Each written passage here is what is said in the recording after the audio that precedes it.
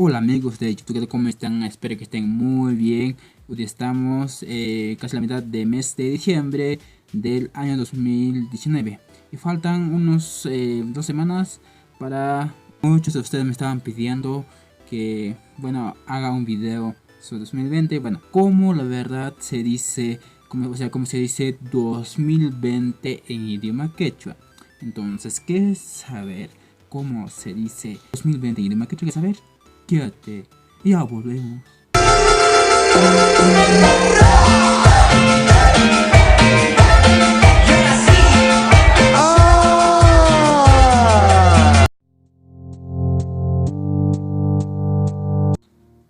Ya estamos de vuelta, así que hoy vamos a dar una clase.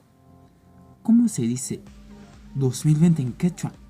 2020 en quechua se dice Ishke Huaranca, Ishke Chunca. Si quieres decir feliz año nuevo 2020 en quechua se dice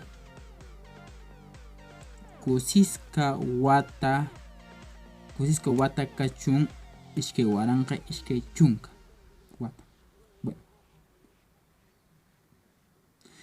Bueno, si quieres recibir el año nuevo 2020, quieres decir bienvenido año nuevo 2020. En quechua sería así: Aljinhamu Kachun Musowata Ishkewaran Ishkechunka.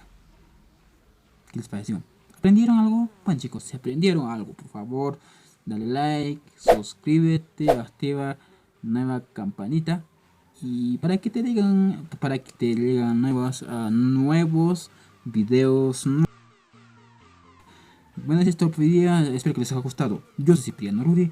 Nos vemos en próximo día. Bueno chicos, no sé qué día voy a subir un nuevo video, pero bueno, chicos, esto por hoy día. Espero que les haya gustado. Si no, me lanzan, chicos.